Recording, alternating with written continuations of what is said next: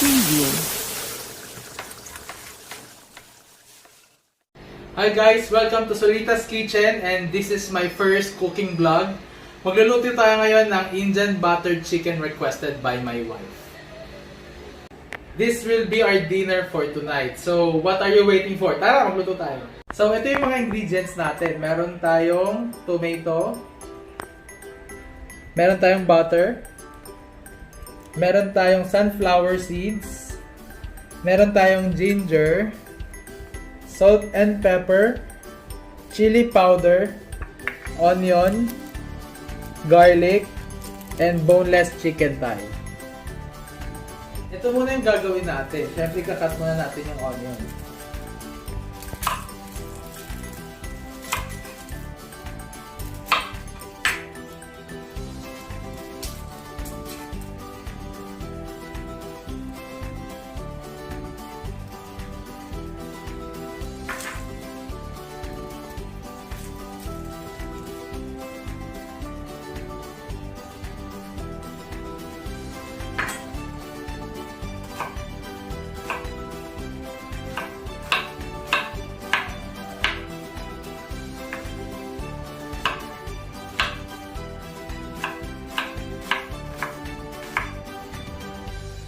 Isunod natin ang tomato.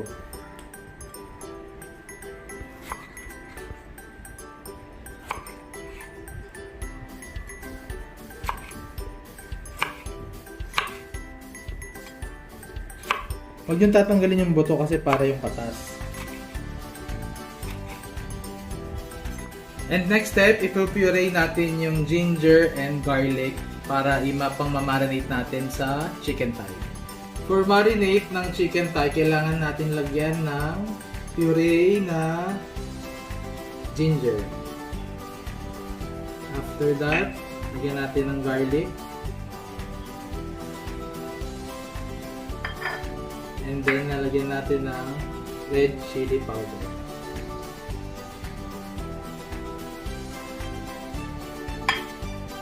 And then, i-mix lang natin.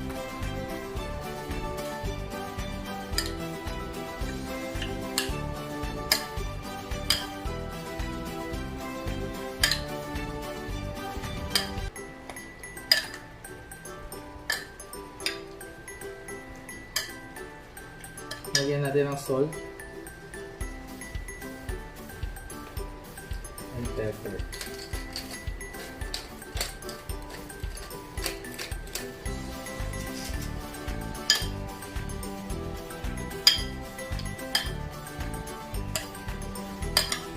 Hindi nga pa ng konting chili powder.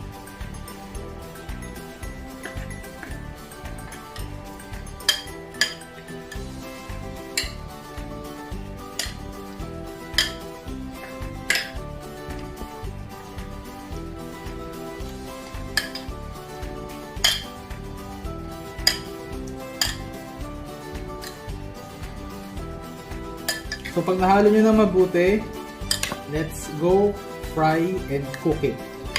So next, ipa-fry na natin yung chicken. So natin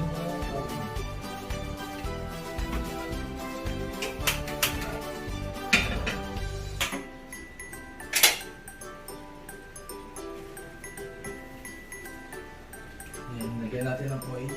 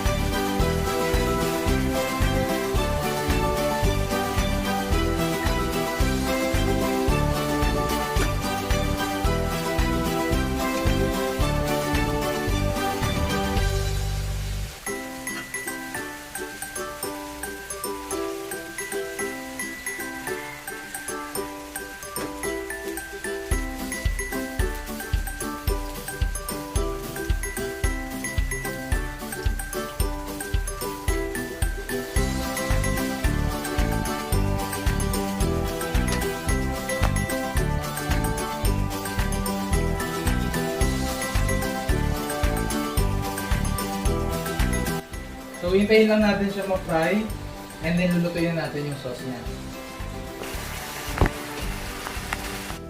At after po ng chicken, gagawin na natin yung gravy niya. So, first, ilalagay mo muna ang onion.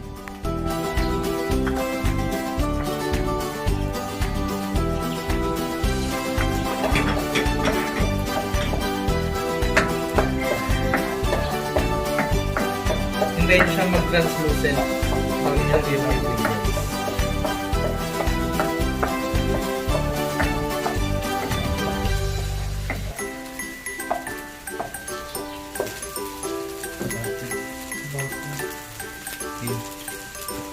Next po ang butter.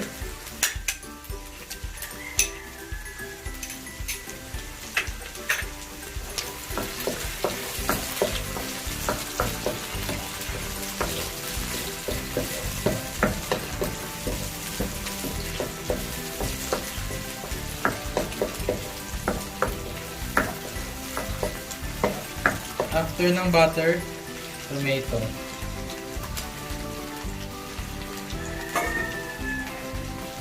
And then yung sunflower seed.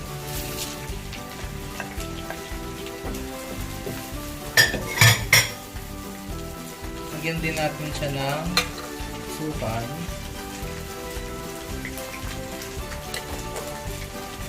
Asin.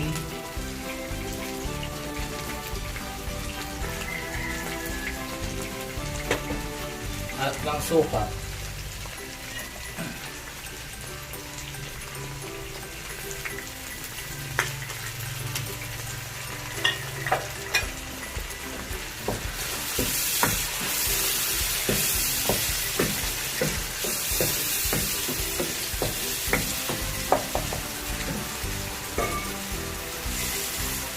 Lagyan ng konting water.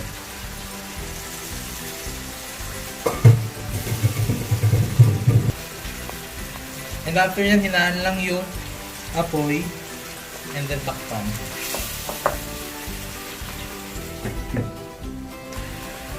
Ilagay din ang ginger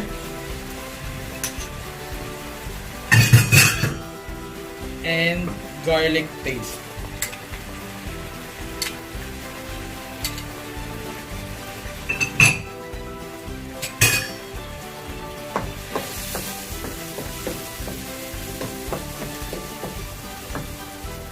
Yan, takpan ulit. Ngayong durog na yung kamatis, i-blender pa natin siya para mas maging creamy yung sauce. Okay?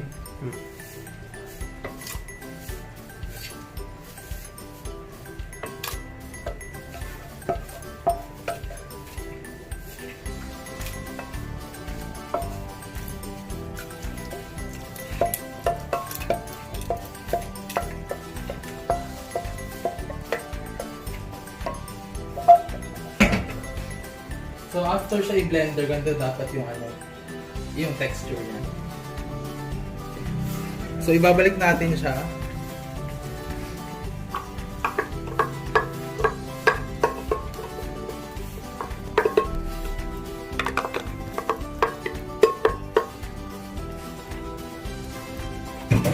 And set nyo lang sa mahina yung apoy. Palitan natin.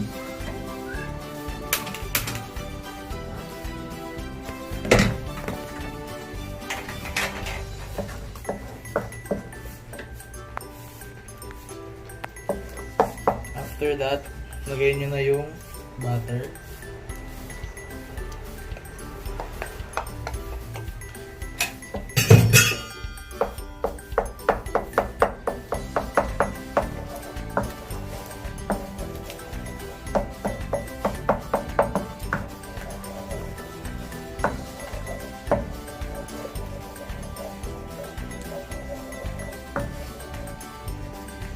Tapos lalagyan din natin siya ng all-purpose cream. Pwede rin cooking cream ang ilagay niyo. Pero ako wala, ito lang yung gagawin.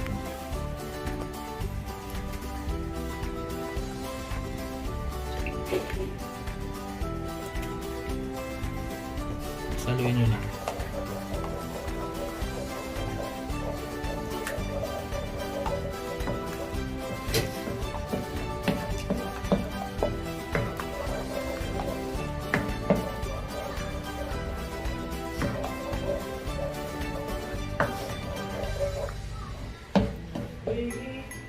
Tapos lagyan nyo na yung chicken.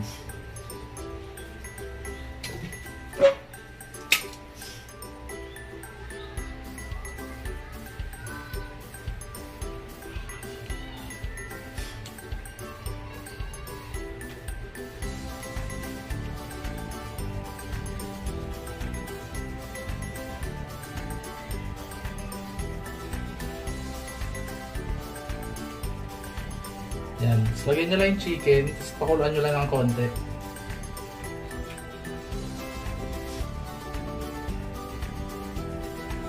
Mailin yung rice. Talagyan natin tong Italian oregano.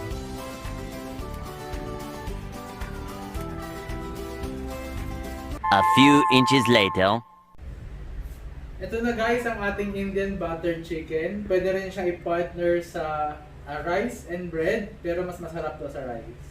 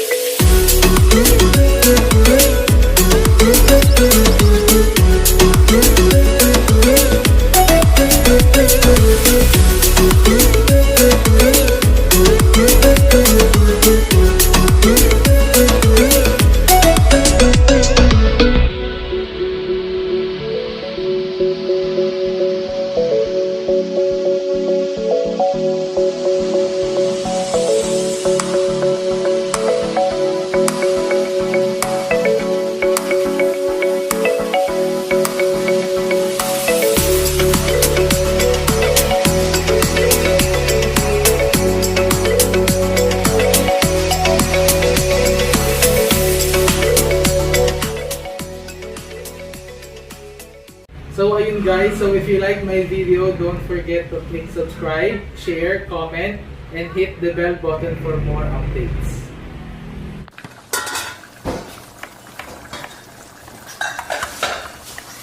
Preview.